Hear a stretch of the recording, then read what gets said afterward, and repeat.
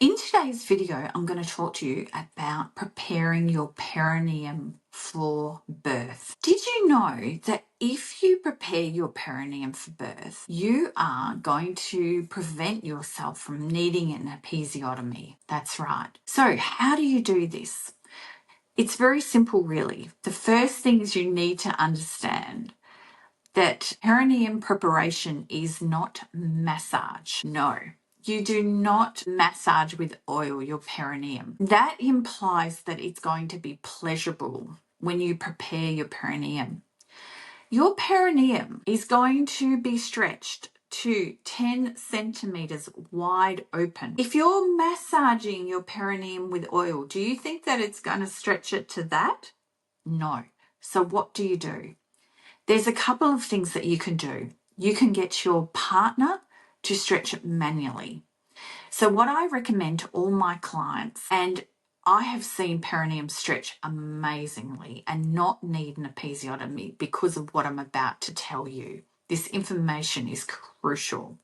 This education is crucial. And who am I? I'm Gabrielle Target from Empowering You and A Labour of Love. And I have helped over 450 women birth their babies over 28 years as a doula. I know what works and what doesn't. So as I said to you, the massage, it's foreplay.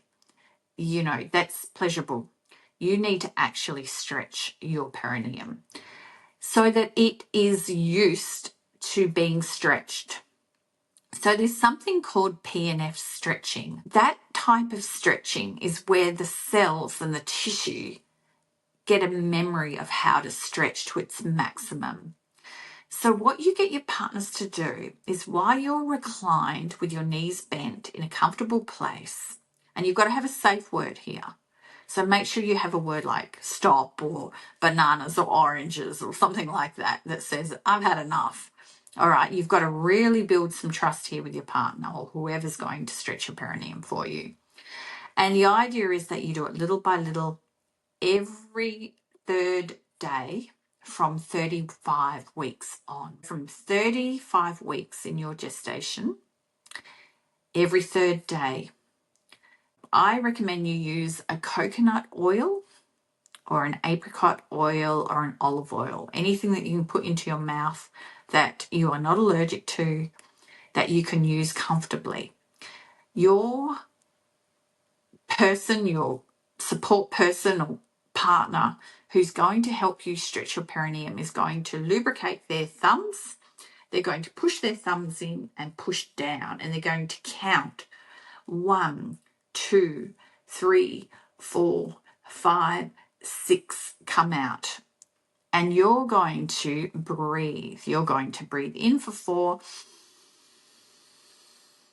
and out for 6. As they are stretching down. So they're placing both thumbs in and pushing down.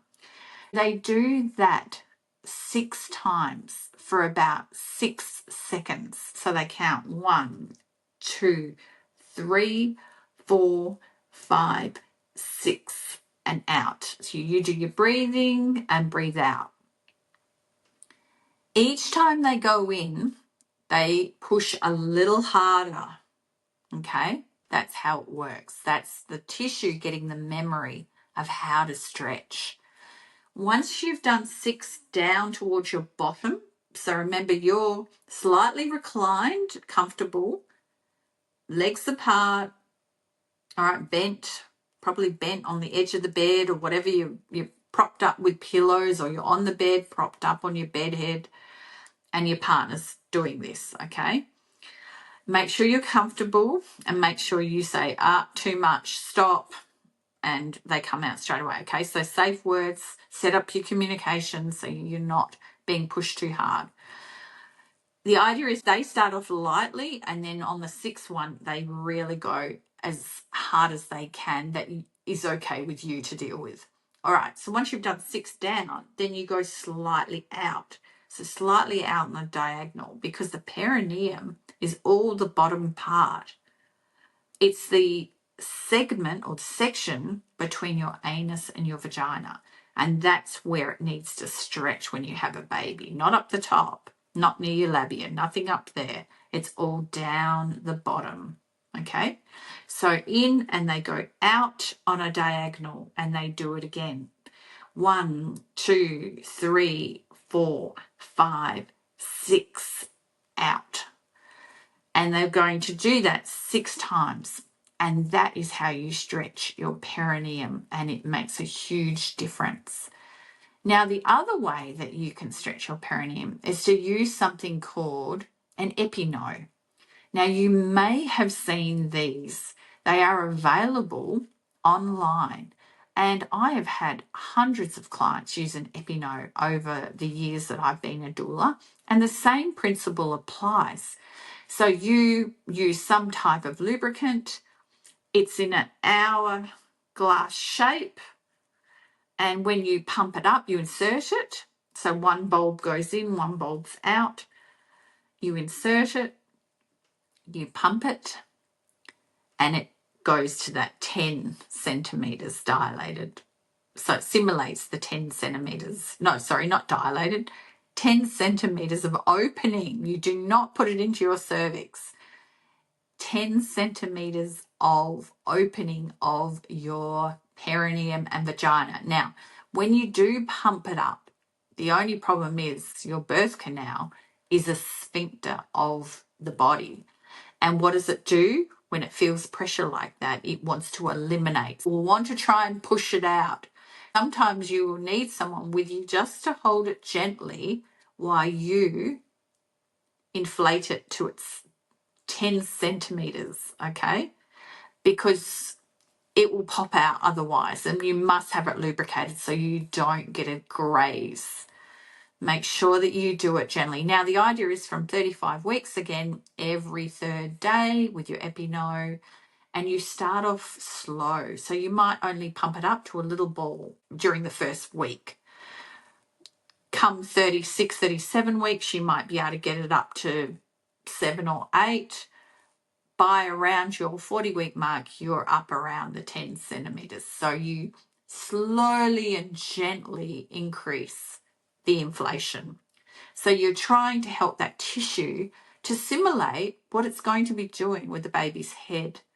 That's what you do with your perineum preparation. Don't call it peri massage or peri preparation massage. It is not massage. That has a different connotation attached to it.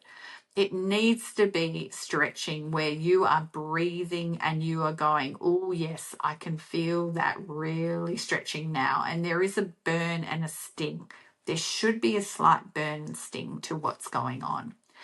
And you, as I said, when the baby comes out and you feel on the day or the night of your labor and birth, when you feel that sensation, you're just going to breathe through it beautifully because you know what's coming. The burn and the sting won't be a shock, and your tissue is going to know what to do because you have been training it to open to that dilation, that amount of stretch of your perineum and vagina. So that's how it works. That's it in a nutshell. Very easy. My wish for you is that you create this incredible labor and birth journey and that you don't end up with any grazes or tears, which is a bonus. All right, that's it from me. Birth your way. Bye for now.